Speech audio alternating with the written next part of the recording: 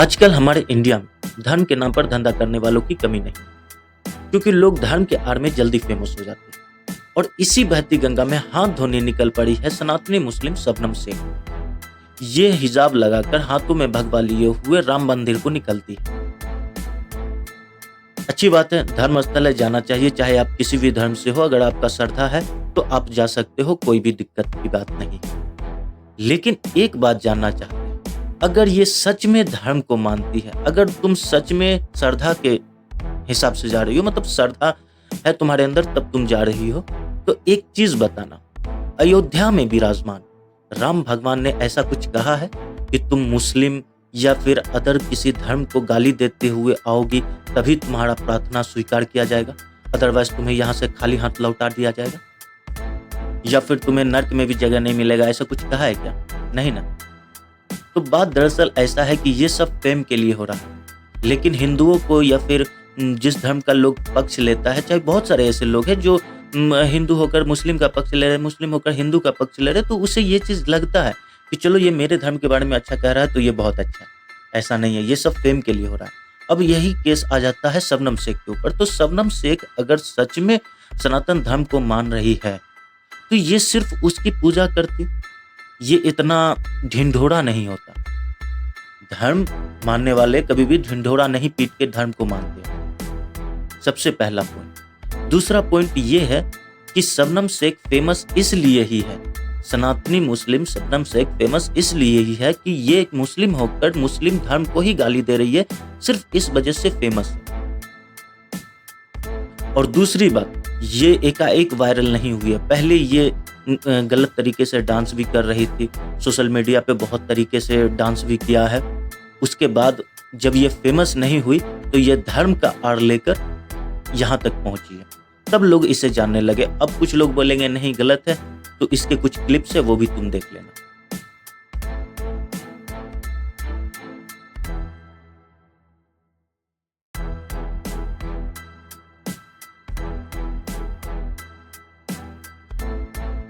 Clip देखकर समझ तो आ ही गया होगा कि ये फेम के लिए हो रहा है या सच में सनातन धर्म को मानते हैं। देखो सिंपल सी बात है, हम मुस्लिम हैं, अगर मुझे सनातन धर्म पसंद आ रहा है, अगर मुझे सनातन धर्म ज्यादा अच्छा लग रहा है तो मैं अपना धर्म डायरेक्ट बदल लूंगा। ऐसे ढिंढोरा पीटने की जरूरत नहीं है। अगर मैं ढिंढोरा पीट रहा हूं इसका मतलब ये है कि मुझे फेम चाहिए, अदरवाइज कुछ नहीं चाहिए। दूसरी बात ये है, ये जब मुस्लिम होकर मुस्लिम धर्म के बारे में बुरा भला कह सकती है, मुस्लिम धर्म का इंसल्ट कर सकती है, उसके बारे में गलत गलत बातें कर सकती है, तो फिर भी वो तो हिंदू एक दूसरा या सनातन ये दूसरा धर्म है।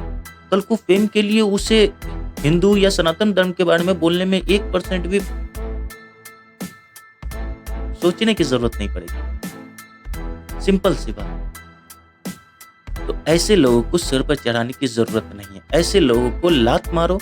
ये जब मुस्लिम होकर मुस्लिम धर्म के बारे में, इस्लाम के बारे में गलत कह सकती है, तो वो दूसरे धर्म के बारे में उसके लिए बोलना कौन सी बड़ी बात है। आज ये मुस्लिम धर्म के बारे में बड़ा बुरा कह रही है फेम के लिए, कल को हिंदू धर्म के बारे में बुरा भला कहेगी, वो भी फेम के लिए। तो ऐसे लोगों को लात मारो और बाहर निकालो, और इसे ज्यादा भाव देने की जरूरत नहीं।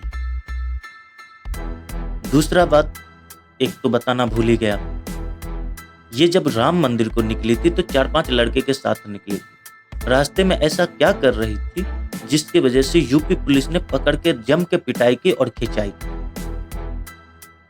ये भी आप देख लो। क्या किसको बताऊं मैं? आपको बताऊं सर, मैंने डीएम से क्वेश्चन है सर। क्यों बंद करूं? मैं क्यों बंद करूं? फटकार लगा रही थी किसी अच्छे काम के लिए, तो यूपी पुलिस ने फटकार नहीं लगाया होगा। अगर लगाया होता तो योगी बाबा आपके राज्य में अन्याय हो रहा है। तो इसलिए आप किसी भी धर्म से हो या किसी भी धर्म स्थल पर जाए तो श्रद्धा से जाए, ना कि नाटक और दिखावा करते हुए। और ऐसे लोगों से बिल्कुल दूर रहे, क्योंकि वो धर्म के नाम पर आपको लड़ाएगी, भड़काएगी, बहुत सारी चीजें करेगी। इसके ऊपर एक वीडियो आने वाला है, वीडियो बनाएंगे बहुत अच्छे तरीका से। लेकिन किसी भी धर्म पर जाए या किसी भी धर्म के स्थल पर किसी भी धर्म स्थल पर जाए तो श्रद्धा से जाए, अदरवाइज जाए ही मत।